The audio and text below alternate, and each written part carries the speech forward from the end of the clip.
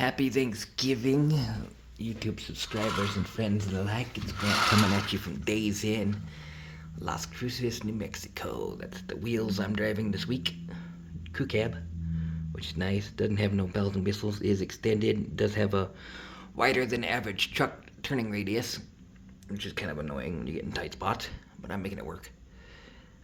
We'll talk about what happened to me this morning while I'm in the room I have, because it's louder than hell out there. Apparently all Las Cruces traffic that is off of work today since it's Thanksgiving, like you heard there, is all loud engines.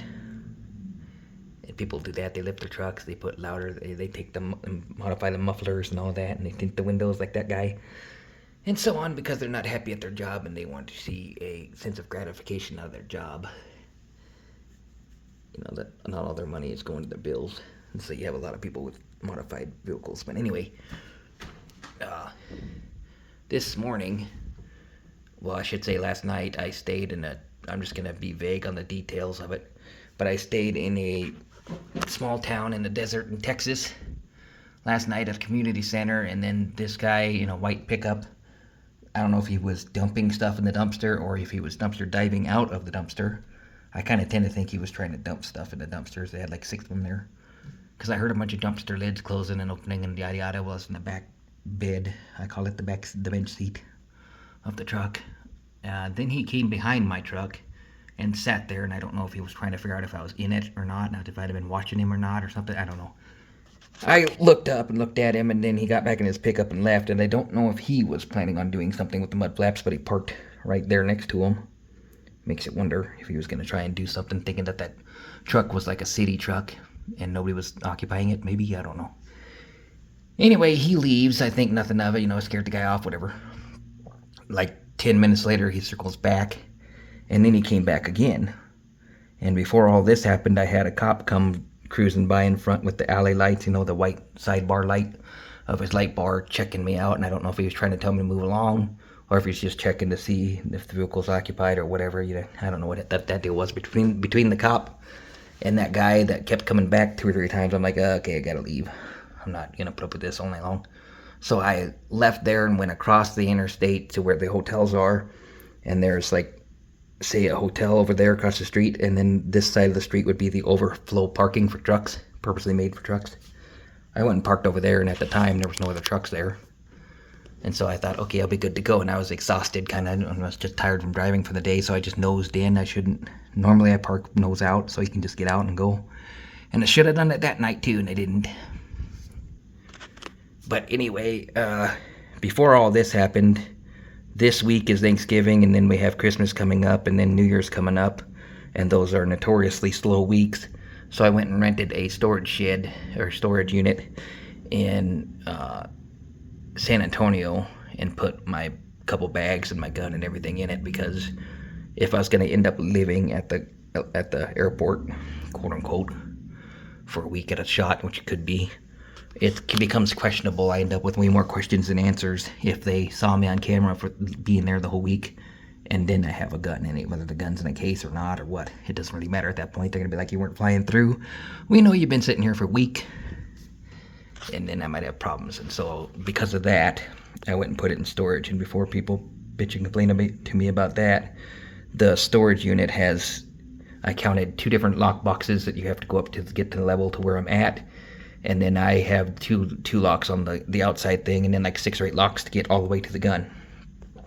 And the very last lock that's locked on the gun has a air tag, or whatever you call it, on it that will tell me if that thing moves within a block radius of where it's at.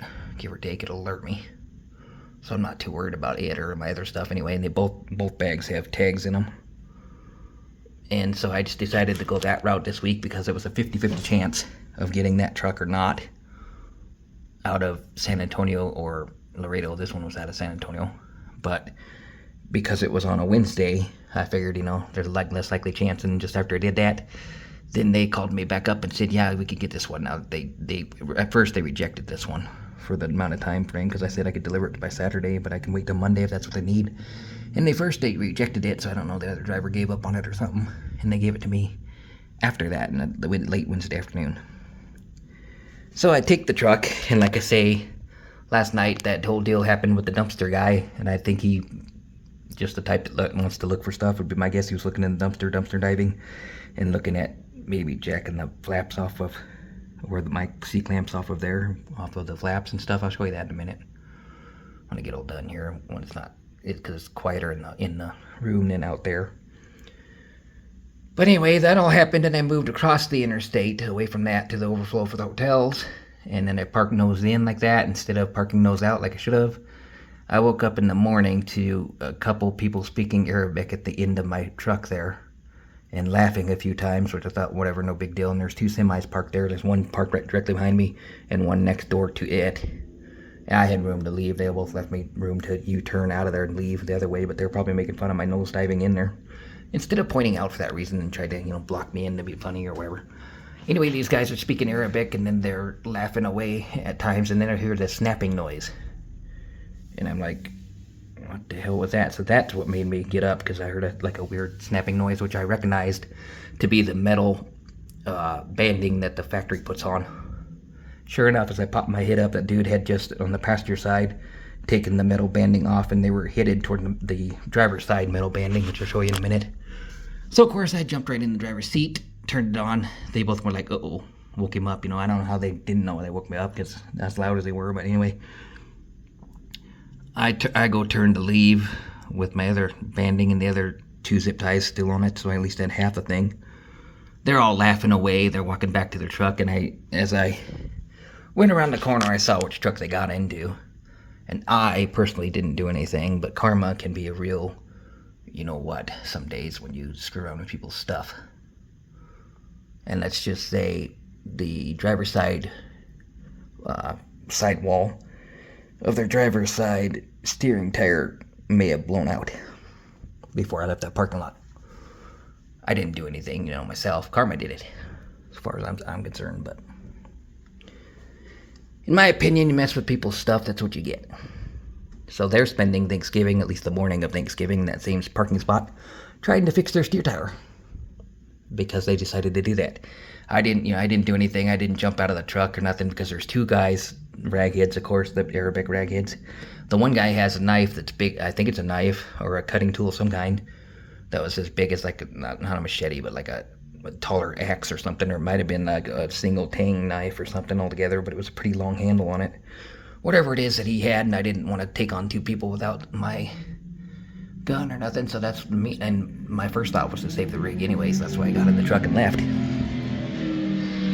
But needless to say, they're spending at least the morning of Thanksgiving trying to figure out how to fix their tire. Because you gotta play with my stuff, karma might come back. I didn't do anything, but karma might come back at you. Like and subscribe, leave comments. Catch you in a flip, peace. So now that all happened, I had my emergency cable ties that I bought from Lowe's a while back. Come to find out this morning that the Lowe's cable ties compared to the Walmart cable ties, Lowe's sucks. I could not believe that crap, but these just snap right off. The Walmart zip ties that I bought before that are long like that, but not quite as long, they hold better than this does. But anyway, it got me the 100 miles that I needed to get to Stockton, Texas, out of the desert to Stockton this morning. And I bought the straps because in the meantime, that other metal banding broke off. Kind of tend to think, I know they cut this one off, I saw them, and I think they were cutting halfway through that one when I moved the truck and left, or something, because that one lasted 60 or 70 miles before it broke off. Then I put all the emergency zip ties that I had. I have a couple in there that I'm going to use up. And that was able to get me there, but I lost like 10 of them just in the space of 30 miles or something. These snapped right off. So I got tired of that and stopped at the Lowe's, or the Love's, because I had to fill up anyway at Love's truck stop. And so since I was there, I bought the straps, which I was surprised. The straps only cost 43 bucks at Love's. That was a shocker. But I decided to buy that, so now I'm going to be packing straps and C-clamps around. And I'm out here now to take all this off so they don't get jacked overnight, because you just never know. And then I'll put it all back on tomorrow. But I just thought I'd show you it. Oh, by the way, the things I'm thankful for today, the numerous list goes on and on and on, at least we made it this far. Happy Thanksgiving.